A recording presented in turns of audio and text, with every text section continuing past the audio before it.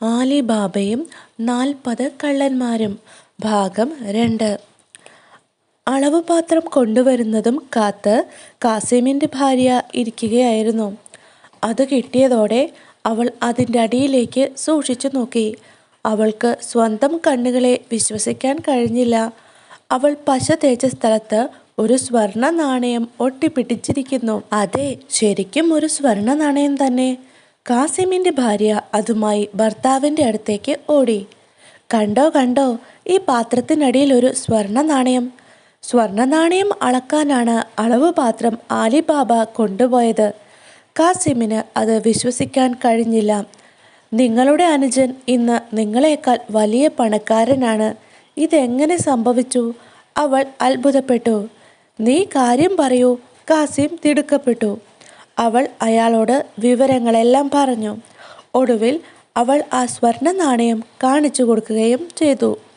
അത് കണ്ടപ്പോൾ അയാൾക്ക് വിശ്വാസമായി. അന്നു രാത്രി കാസിമിന് തീരെ ഉറക്കം വന്നില്ല. ഇത്ര ചുരുങ്ങിയ സമയം കൊണ്ട് തൻ്റെ സഹോദരൻ ഒരു പണക്കാരനായി മാറിയിരിക്കുന്നു. ആലോചിക്കും തോറും അസൂയയും നിരാശയും കൊണ്ട് അയാളുടെ ഉള്ളു പുകഞ്ഞു തുടങ്ങി. ആലോചിച്ചാലോചിച്ച് ഒരു പോള കണ്ണടയ്ക്കാതെ അയാൾ നേരം വെളുപ്പിച്ചു. പിറ്റേന്ന് നേരം പുലർന്നു. ഉടനെ കാസിം അനുജനെ ആളയച്ചു വരുത്തി. കാസിം അയാളോട് വിവരങ്ങളൊക്കെ സൂക്ഷ്മമായും രഹസ്യമായും ചോദിച്ചറിഞ്ഞു. രഹസ്യം പുറത്തായതെങ്ങനെയെന്നറിയാതെ ആലിബാബ വിവശനായി. കാസിം എത്ര ചോദിച്ചിട്ടും ആദ്യമൊന്നും അയാൾ സത്യം പറഞ്ഞില്ല. സത്യം പറഞ്ഞില്ലെങ്കിൽ അധികാരികളെ അറിയിക്കുമെന്നും സ്വർണ്ണ നാണയം തെളിവായി കൊടുക്കുമെന്നും കാസിം ഭീഷണിപ്പെടുത്തി. ആലിബാബയ്ക്ക് ഭയമായി. ചേട്ടൻ അധികാരികളെ അറിയിച്ചാലോ? അതുകൊണ്ട് ഉണ്ടായ സംഭവങ്ങൾ മുഴുവൻ അയാൾ ചേട്ടനെ അറിയിച്ചു. കാട്ടിൽ പോവുക, തുറക്കൂ സസ്യം എന്ന് പറയുക, സ്വർണം വാരുക, മടങ്ങുക. കാര്യം എത്ര എളുപ്പം. അയാൾക്ക് കാട്ടിലേക്ക് പോകാൻ തിടുക്കമായി. അന്നു രാത്രിയിലും കാസിമിനും ഭാര്യയ്ക്കും ഉറങ്ങാൻ കഴിഞ്ഞില്ല. പാറയ്ക്കുള്ളിലെ സ്വർണത്തെപ്പറ്റിയായിരുന്നു അവരുടെ ചിന്ത. അങ്ങനെ തന്നെ ഓർത്തുകൊണ്ടവർ ആ രാത്രിയും വെളുപ്പിച്ചു. പുലരാൻ 7:30 രാവുള്ളപ്പോൾ തന്നെ കാസിം കുറെ ചാക്കുകളും എടുത്ത് തയ്യാറായി. എന്നിട്ട് 10 കഴുതകളെയും കൂട്ടി കാട്ടിലേക്ക് പുറപ്പെട്ടു. ഉച്ചയാകാറായപ്പോഴേക്കും അയാൾ പാറക്കെട്ടിനടുത്തെത്തി. അതിൻ്റെ മുന്നിലെത്തിയ ഉടനെ കാസിം വിളിച്ചു പറഞ്ഞു, തുറക്കൂ സസ്യം. പാറവാതിൽ ഒരു വശത്തേക്ക് നീങ്ങിപ്പോയി. അയാൾ അത്ഭുതപ്പെട്ടെങ്കിലും അല്പം പോലും സമയം കളയാതെ തിടുക്കത്തിൽ ഉള്ളിൽ പ്രവേശിച്ചു. തിരിഞ്ഞു നിന്ന് അടയ്ക്കൂ സസ്യം എന്ന് പറഞ്ഞതും വാതിൽ അടഞ്ഞു. അകത്ത് കടന്ന കാസിമിന് അത്ഭുതത്തിന് അതിരില്ലായിരുന്നു. സ്വർഗലോകത്തെത്തിയ പ്രതീതി. സ്വർണവും വെള്ളിയും മറ്റും കണ്ട് അയാളുടെ കണ്ണ് മഞ്ഞളിച്ചു. കൈ കരുതിയ ചാക്കുകളിൽ അയാൾ സ്വർണം വാരി നിറച്ചു. വാരി വാരി നിറച്ചുകൊണ്ടിരുന്നതിനാൽ സമയം കടന്നുപോയത് അയാൾ അറിഞ്ഞില്ല. 10 ചാക്കുകളും നിറഞ്ഞപ്പോൾ അയാൾ ഓരോന്നായി വാതിലിനടുത്തേക്ക് താങ്ങി പിടിച്ച് കൊണ്ടുവന്നു. വാതിൽ തുറക്കാനായി എന്തോ പറയണമല്ലോ എന്നയാൾ അപ്പോഴാണ് ഓർത്തത്. സ്വർണം വാരുന്നതിനിടയിൽ അയാൾ അത് മറന്നുപോയിരുന്നു. അയാൾ തുറക്കൂ തുറക്കൂ എന്നെല്ലാം ആവർത്തിച്ചു പറഞ്ഞു നോക്കി. എന്തോ ധാന്യത്തിൻ്റെ പേരാണ് എന്നറിയാം, പക്ഷേ അതെന്താണെന്ന് മാത്രം ഓർമ്മ വരുന്നില്ല. കാസിമിന് താൻ അകപ്പെട്ടിരിക്കുന്ന അപകടത്തിൻ്റെ ഭീകരതയെപ്പറ്റി അപ്പോഴേക്കും ബോധ്യമായി. എങ്ങനെയെങ്കിലും ആ വാക്ക് കണ്ടുപിടിക്കാൻ അയാൾ കിണഞ്ഞ് പരിശ്രമിച്ചു. സമയം വേഗം വേഗം കടന്നു പോയിക്കൊണ്ടിരുന്നു. കള്ളന്മാർ വരുന്നതിന് മുമ്പ് ശേഖരിച്ചതൊക്കെ വീട്ടിലെത്തിക്കണം.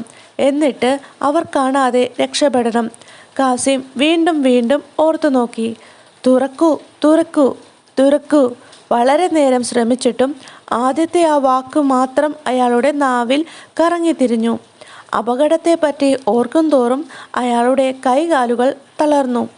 സ്വർണം വേണ്ട, എങ്ങനെയെങ്കിലും ജീവനോടെ പുറത്തു കടന്നാൽ മാത്രം മതിയെന്നായി അയാൾക്ക്. നേരം ഒരുപാട് വൈകി. കള്ളന്മാർ തിരിച്ചു വന്നുകൊണ്ടിരിക്കുകയായിരുന്നു. അവർ പാറയുടെ അടുത്തെത്തി.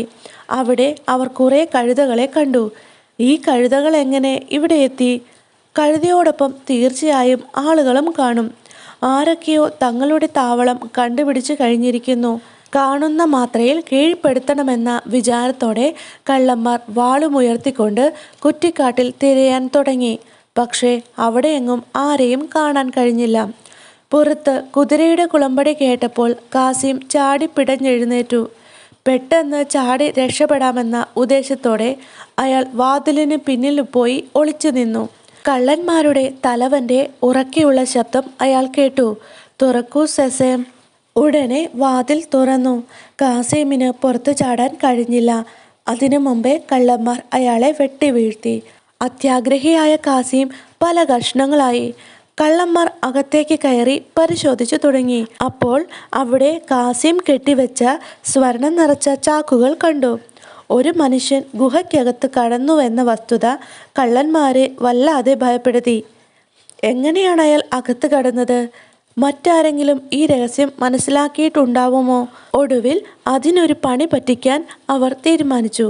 കാസിമിൻ്റെ ശരീരത്തിലെ 2 തുണ്ടം ഗുഹയുടെ പുറത്തും ബാക്കി 2 അകത്തും തൂക്കിയിട്ടു. അത് കണ്ടാൽ ആരും ഭയപ്പെട്ട് അടുത്തേക്ക് വരില്ല എന്നവർക്ക് ഉറപ്പുണ്ടായിരുന്നു. കള്ളന്മാർ വീണ്ടും അവരുടെ പണികൾ തുടരുന്നതിനായി പുറത്തേക്ക് പോയി. രാത്രിയായി. കാസിം തിരിച്ചു വന്നില്ല.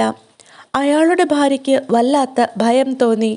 അവൾ അടുത്ത വീട്ടിൽ ചെന്ന് ആലിബാബയോട് വിവരം പറഞ്ഞു. അയാൾക്ക് കാസിം ജീവനോടെ ഉണ്ടായിരിക്കുമോ എന്നതായിരുന്നു സംശയം.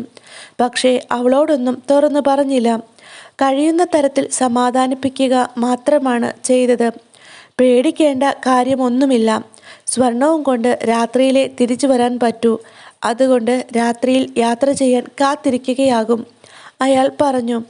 അത് ശരിയായിരിക്കുമെന്ന് കരുതി അവൾ സമാധാനത്തോടെ തിരികെ പോയി. അർദ്ധരാത്രിയായിട്ടും കാസിം തിരിച്ചു വന്നില്ല.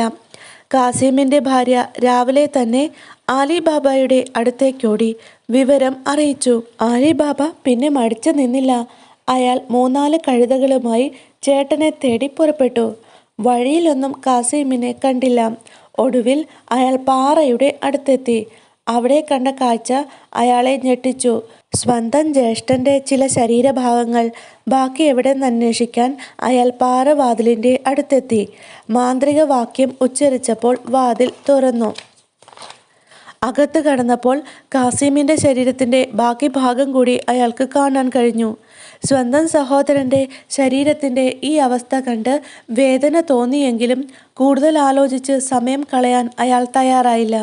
സഹോദരൻ്റെ ശരീരഭാഗങ്ങൾ ചാക്കിലാക്കി ഒരു കഴുതയുടെ പുറത്തു വച്ചു കെട്ടി. സ്വർണ്ണ നാണയം നിറച്ച ചാക്കുകൾ മറ്റു 2 കഴുതകളുടെയും പുറത്തും വെച്ചുകെട്ടി. വിറകുകൾ അടുക്കി അയാൾ ആ ചാക്കുകൾ മൂടി.